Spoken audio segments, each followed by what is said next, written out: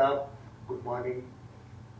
Today we have with us a distinguished personality from Hyderabad. His name is Asifuddin Khan. Am I right, sir? Asifuddin Khan. Asifuddin Khan is, or rather, was a student of Alia and also Also my school? All Saints. Why I got interested in Asif Sahab is the photographs he used to post on a site, of which I was also a member. So I got curious that this gentleman posts photographs from Hyderabad. Then I realized that he is from Hyderabad. And it was my sheer luck that recently I came to know that he is in Hyderabad. So I decided to have a rendezvous with him. And Asif Sahab, बहुत बहुत शुक्रिया आपके तशरीफ लाने का. We welcome you at siyasat.com. शुक्रिया आपका मदद करने का.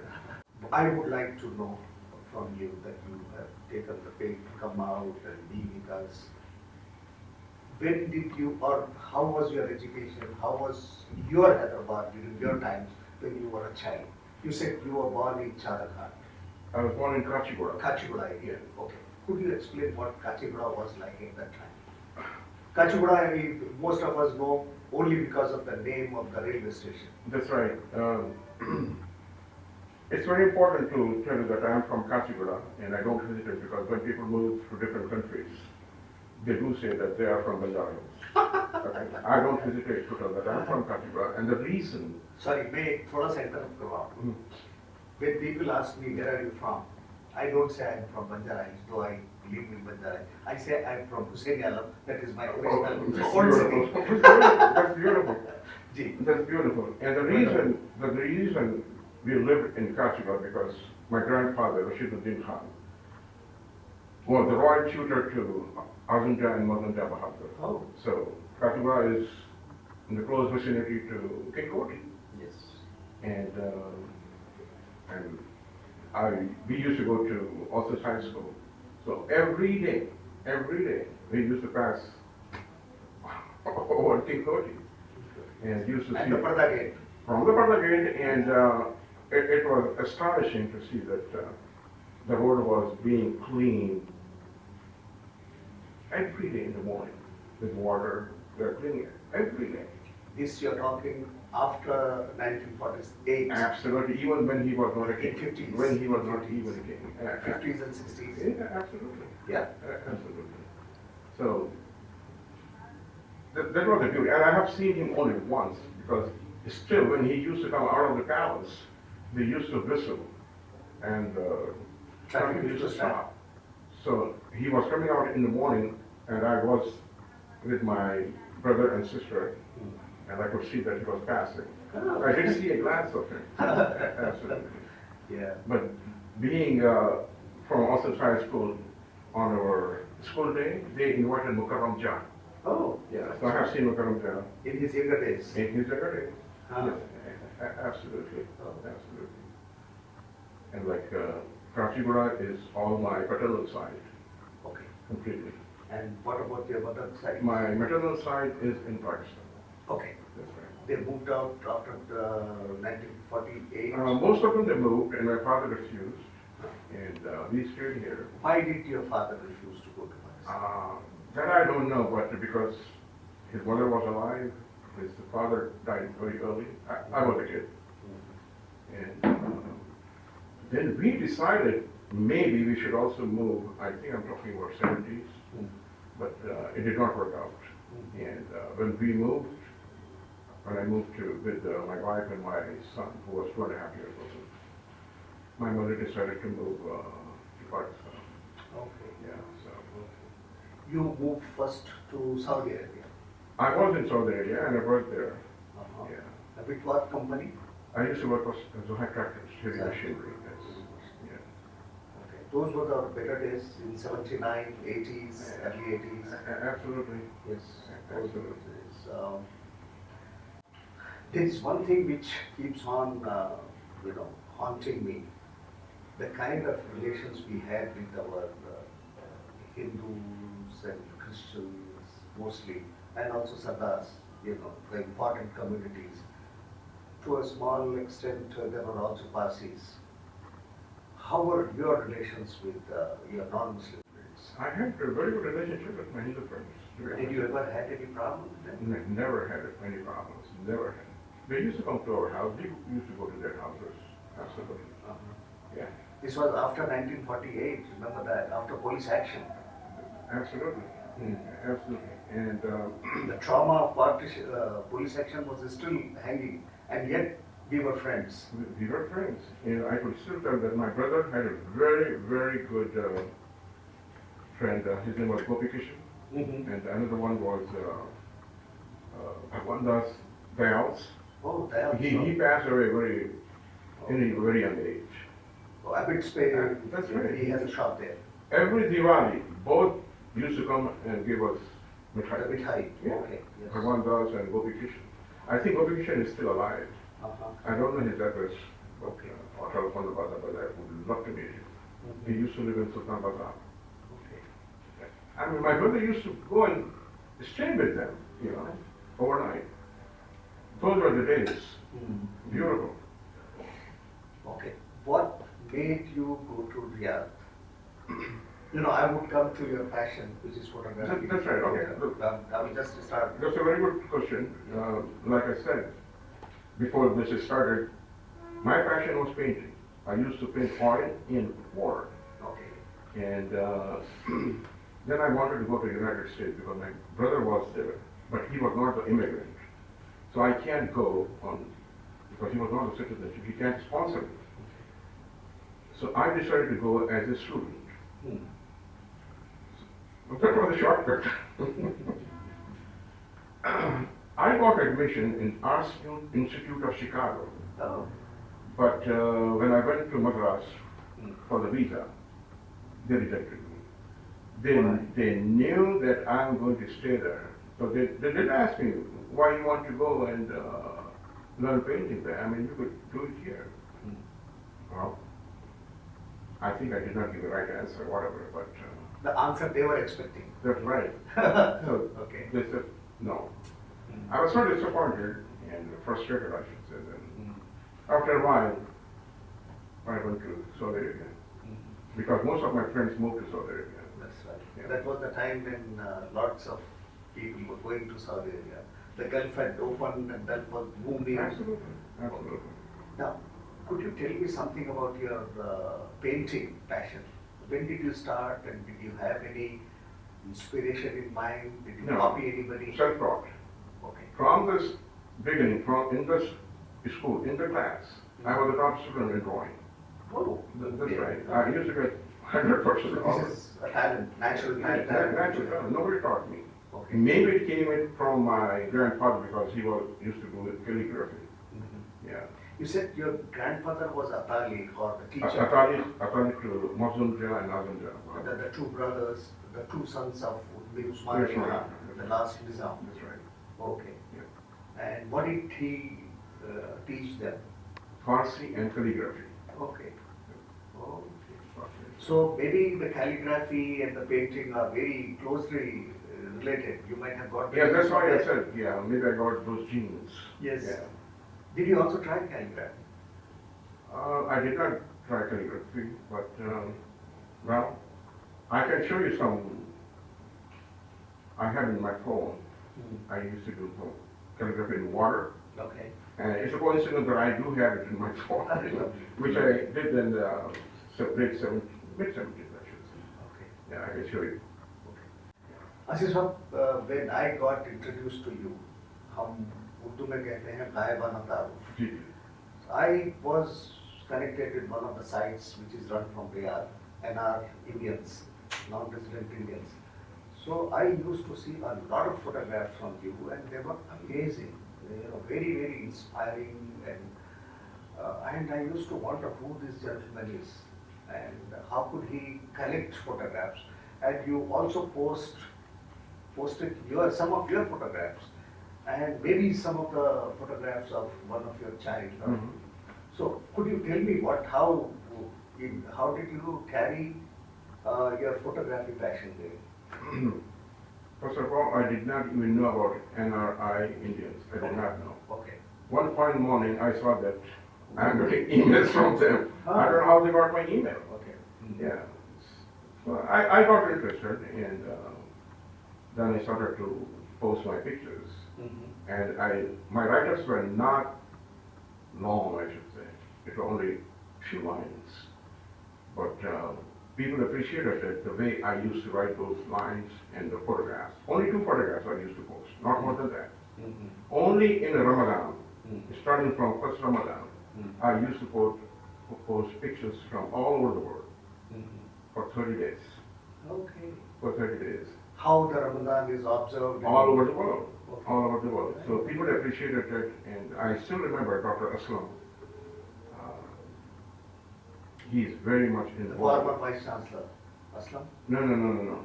I forgot where he lives in the United States. He's very much involved in a huge, I don't remember exactly the name, but he wanted to post my pictures, so he wanted permission from me. I said, please, these are not my pictures actually. So You had a passion for collecting good photographs. I had a passion because like after dinner, every day, I used to sit on my laptop for 2-3 hours and collect the pictures and write a few lines. Yeah, it was very tough. Could you identify some of the sites, or you just randomly share? No, now I don't remember, but I had so many sites I used to go and take the pictures from there. Yes. Besides photography, we'll come back to photography one more time. How did you find United States 30 years ago? And what did you do? How did you find a job? Did you have relatives there? And were you married when you went there? I was married, and my son was 2.5 years old. Okay. And my brother was living in Chicago.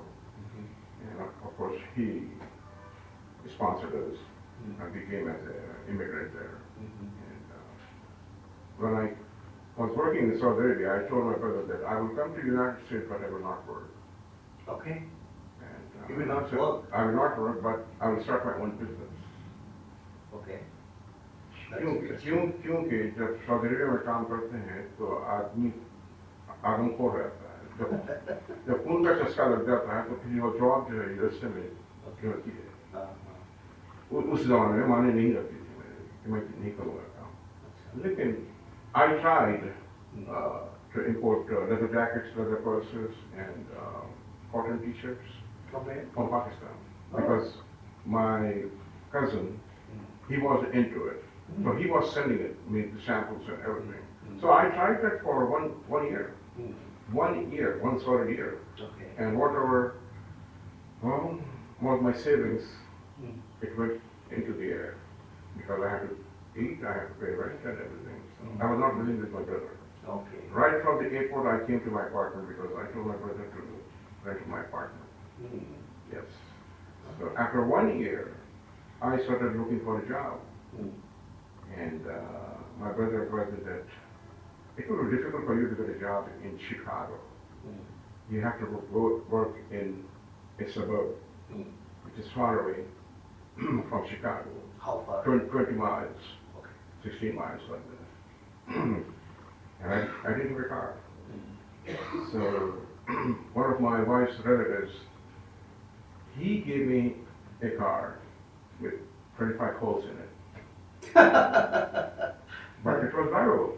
It was drivable. So that was the only Means of transport. means of transport commute. Because to suburb there will be no trains and buses. So movement will be so difficult.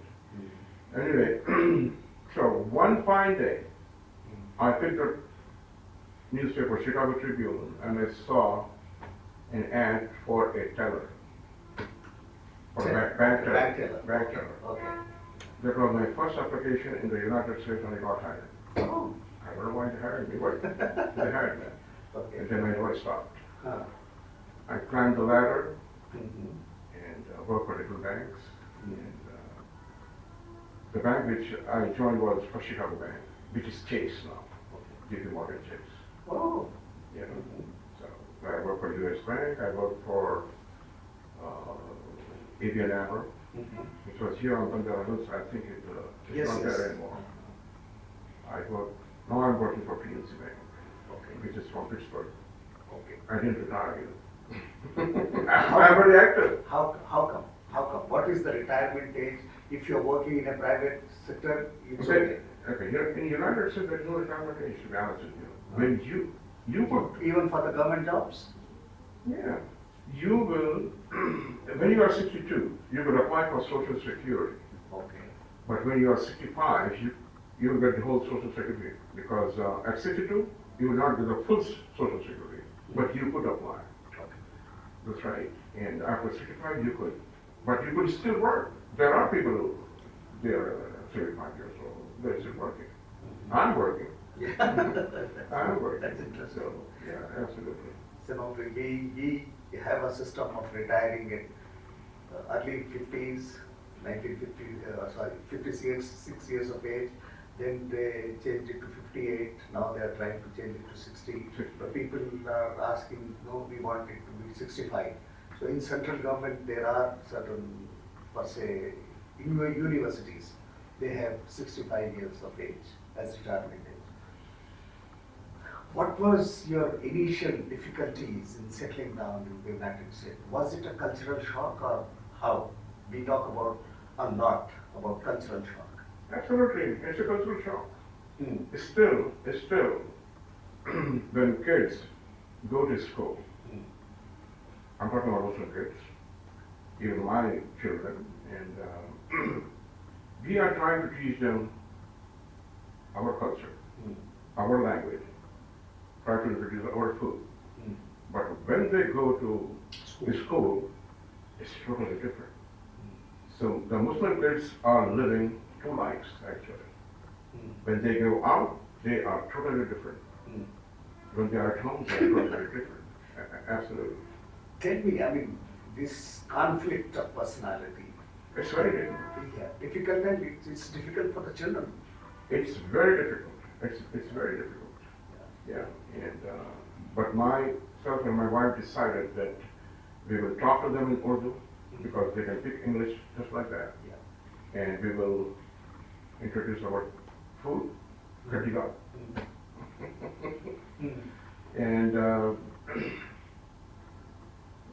we wanted them, when they go to India, I wanted them to speak to people in Urdu. Because the grandparents, they would love to have a conversation with them, right? And I don't want them to come to Hyderabad and say, I want burger, I want pizza. No. The homemade food, you have to enjoy that. So don't tell me that I want pizza, I want a burger. When we came for the first time, they loved it. Okay. They loved it. The native food, the local food, yeah. They loved it. I mean, they were talking in Urdu, and it was sort of fun. Ah. It was sort of fun for them. After how many years did you come back for the first time? Maybe 10 years? Yeah. Yeah. Because it was a struggle to buy an air ticket. And come with the family. Come with the family. But later, I used to visit Hyderabad every 2 years. Every 2 years. Without fail. Without fail. And when did you last visit Hyderabad? 2009. 2009. But this is also a 10-year gap, and the reason, like I said, the banking world has changed in the United States. There was a mortgage debacle in 2008, 2009, and that's the reason it was a domino effect that most of the banks were closing their branches. Yes. So I was involved in that too. So, yeah. Now I would like to talk about photography, which is through which I got to know you. Did you try to get some formal training in photography ever? No, never, Yeah. never.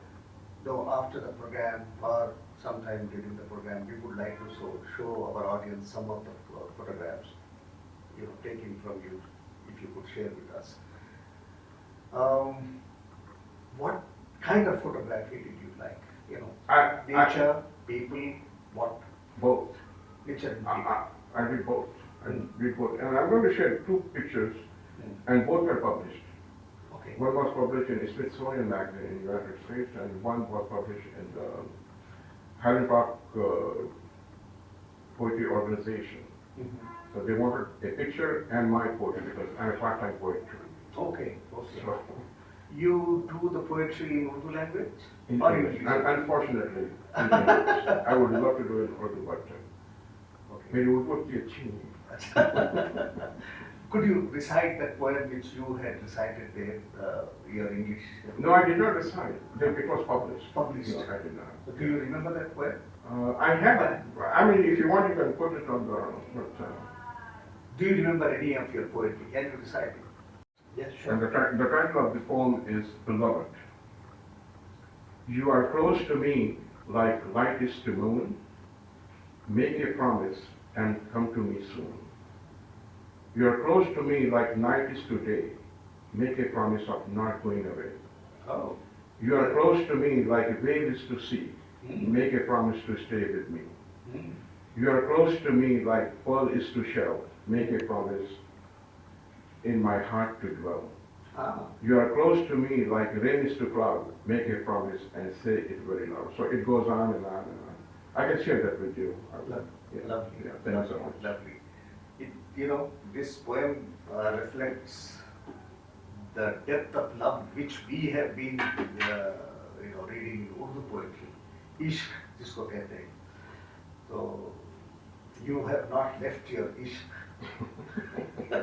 That's very interesting. That's very nice. Sir, did you do photography roaming around the country, United States, or how? What is your focus area? I did do photography in United States, and I did do photography in Oman because one of my cousins, he used to live in Oman. He invited me there, so I went there for a month to stay with him, and I did a lot of photography. You must have got the desert in its real form. Oh, absolutely, and I did in Dubai. That is beautiful. In Dubai, Desert. yes, absolutely. Yeah. So, So which one would you prefer, the sea or the desert, as a photographer? well, both are. See, beauty doesn't have a definition, so it's in the eyes of the beholder. But it has a preference. Yeah, I mean, desert. Desert. It looks so beautiful. It's beautiful. Yeah, It's so deadly and so beautiful. that's right. Yeah, absolutely. That's right. Absolutely. I have seen, since I lived in South Arabia for a long time, and I drove through from Western province to Eastern province and seeing the desert. It's wonderful to watch. It's wonderful to watch. And you see those storms, whirlwinds. Yeah. Oh my God, there are so many of them. Even when you travel from Jeddah to Medina, you come across lots of them. But unfortunately, I was not a photographer. I did not capture them on my camera. But I did have a little understanding of the photography. And whenever I got an opportunity, being a journalist, I used to take some photographs. Sir, which was the most difficult moment for you to decide what should you shoot and what should you leave? Because you have a wide choice. Mm-hmm. And the other question is, among you might have taken innumerable photographs, thousands maybe. Would you describe few of them which you have in mind? Okay, that was a good one which I have taken, something like that. This was in 2017, and that picture I'm going to share with you. Okay. Yeah. One picture which was published in Smithsonian that I will share with you, and one picture, maybe you know or maybe you don't know, but every neighborhood in United States, they have a forest reserve, meaning in the heart of the neighborhood, it will be all trees, beautiful trees and flowers with sheds and benches. You can come there and spend some day in like a picnic area. Yes. You could do it, and you will find deer, Oh. wildlife, wildlife, and you can't touch it. You can't touch it, and you're not supposed to feed them too. So one fine morning, and I love that because it was a Sunday. It was a foggy morning, and I went to the forest reserve, which is only 7 minutes from my house. Walking distance or driving? No, you could walk. You could walk, but in car, it's 7 minutes. So I took some pictures. I mean, it was difficult because of the fog, but the pictures when it came, beautiful. They are mesmerizing. Yeah, beautiful, beautiful. That I can share with you. That's it. Well, I'm sure it's very difficult to take a photograph while there is fog. It is. Because, how would you get the features of what you want? Yeah. And one thing I would like to tell you that I will not shoot auto. I will do manual. I have to change the apertures all the time. Then only you can get a very good picture. Auto you can't. Because, and to take the pictures of the fall, the leaves, that's beautiful. I went especially to Wisconsin, Door County to do some photography because in the United States, Wisconsin, Door County is very popular. They come in fall, which is autumn, to do some photography. And I did post those pictures with another group. I don't have it now, but yeah. Did you try, you are not interested in historical monuments photography? I never got a chance. I never got a chance. Did you travel across India to any historic place? Agra. Agra. That's all. That's all. Yeah, that's it. Ah. Yeah, because you come from the United States for a month, and then you have to go. We went to Delhi, from Delhi to Agra, then we got sick. I got sick, my wife got sick. We wanted to go to Jaipur. We couldn't. So we came back to Hyderabad. People who come from the West, normally they fall sick because by the time they acclimatize, it is late, so they want to rush through their schedule and want to meet relatives and go back. Yeah. So that is a huge problem with people who come. How is the Hyderabad community there? I will talk about Hyderabad and also the Indian community because in Hyderabad, certain sections used to call it Chicago Sharif. Why? You will find a lot of Hyderabadis in Chicago, and we Muslims have exceeded Jews in Chicago. Oh. Yeah. Mm-hmm. Yeah. And when I went there in 90s, there were only a few mosques. Now, from my house, I can go to 3 mosques. Oh. One is on my street, which is 3 minutes. Uh-huh. One is 5 minutes, and one is 10 minutes. Okay. Yeah. And one mosque, which is also a school, beautiful school. It has a dome and a minaret. Oh. Yes. The other 2 mosques, they don't have it, but they bought a church Okay. and converted it into a mosque. There are a lot of mosques which have been converted after buying the church. Yeah, they have done that. Do you also have in Chicago temples? We do. Okay. We do. And do you come across any other population from India in Chicago? You mean from other states? For other states, Absolutely. other languages. Oh, absolutely. Other regions. Absolutely. Uh-huh. After, maybe I should say 2000, because 2000, everybody was nervous about something is going to happen in the world because of computers. So a lot of people got hired from India on the ITs, and they came in hopes, young. They used to go to the bank to open accounts. Unbelievable. 25 years old, 26 years old. I mean, wearing Hawaii chapel with full coconut oil. We do have a lot of people who came to.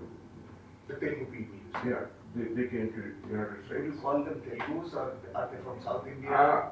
South India and from Telangana, I should say.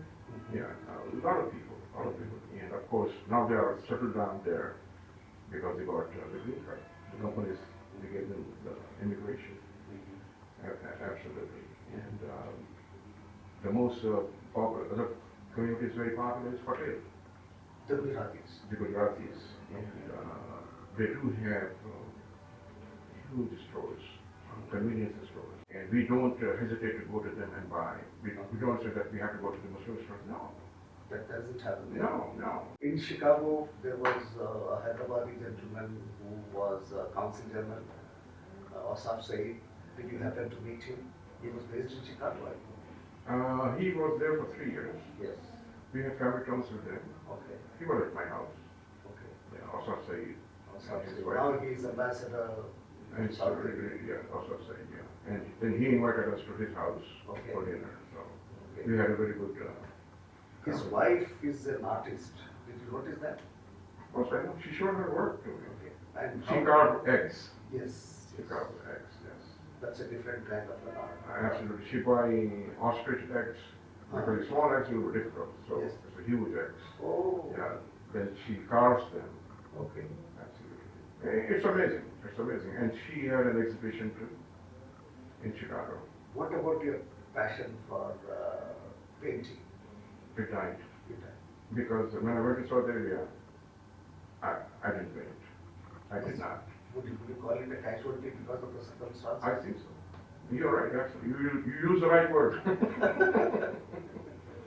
You use the right word. Yes, absolutely. Tell me about the tolerance or intolerance of the American people towards the Indians, particularly, and the other Muslim nationalities. Indians, you mean? Muslims, Yeah. and because we have been hearing lots of stories about the intolerance on the rise because of the president's preferences and all that. That's right. When 9/11 happened, I started going to a meeting, Mm-hmm. and I was only maybe 3 minutes away from my home. I always listen to the radio. Mm-hmm. I don't watch television Mm-hmm. for your information. Is that right? Even today? I don't watch television, period. You might have to watch for this television, for this interview, sir. Yeah. Okay. So, as soon as I sit in the car, I turn on the radio. So when I turn on the radio, and I'm only 3 minutes away from my home, I could hear the announcer is talking about, now the second plane is going to hit. Oh my I said, God. what's happening? Oh my goodness. Then I was listening to this, and it was a nightmare. When I reached there, everybody was standing and watching the television, the news. Everybody. We had the television in the lobby. Oh, So everybody was watching. And we got delayed for our meeting. okay. And when we went to the board meeting, I was the only Muslim. Hmm. And they were talking about How Osama bin Laden and this and that already, you know. The Muslim must have done this. Huh. I was so uncomfortable, you know. Absolutely. Hmm. Absolutely. So, when I came home, Hmm. I mean, it was devastating. The next morning, when I went to the office, I got a phone call from my client, who was a Jewish client. He was a veteran for World War II veteran. He said, Asif, if somebody is bothering you, making your life difficult, I want you to call me first, not the police. Oh, Yeah. that was a wonderful gesture. That's right. That was a wonderful gesture. Absolutely. This is humanitarian. This is human. Absolutely. And it's still, I mean, Americans are very nice people, you know, very kind people, compassionate, which is the attribute of God, compassion and kindness. Hmm. Yes, absolutely. But things have changed after Mr. Trump took over, Hmm. and it did change a lot. It did change a lot, but still we are comfortable. Do you still feel the heat? Do you feel the heat? No, no, No. no. Not that. Not that much. But 9/11, after 9/11, it was a lot because I could tell my experience when I went with my family in summers, and my wife and my kids stayed in Hyderabad because the schools were closed for 2.5 months. Yeah. So when I came back, at the immigration at Chicago airport, he looked at my passport, Saudi Arabia, because I went to Umrah and I stopped at Dubai too, for a week. Okay. So you were in Dubai for how many days? I said, 1 week. In Saudi Arabia, I said, 10 days. I could stay for a few minutes. So then another officer came and escorted me to a room which was full of furniture, I should say, and computers. I was the only person sitting in there. You also had a name Khan. My name is Khan. And then another officer came in, and she said, let's go and pick up your baggage. And after I picked up my baggage, we went to the customs. And she said, could I check your baggage? I said, absolutely. So I opened the bag. She just put her hand just like this. And where do you live? I gave my driver's license. Where do you work? I gave my business card to her. That was that. But they did stop me. They did stop me because of the last name. Absolutely. Because of the last name. Because of the last name. Yes. Did you encounter any other similar problem another time? No. No, that was the only time we faced. That's right. That was the, bad time in the United States. Lots of Muslims were being. That's right. That's right. Yeah, we have a popular incident like Shah Rukh Khan was starved. Oh, absolutely. I heard about it. Asif Saab, how many people like you must be, emphasizing on retaining the original culture of our tribe? Very few people. Very few. Very few people. Because when we come Most of us are assimilating in the Yeah. local. because we feel inferior to the Western culture. When people come there, they want to be Americans. They want to be Americans. I have a colleague, he's from Philippines.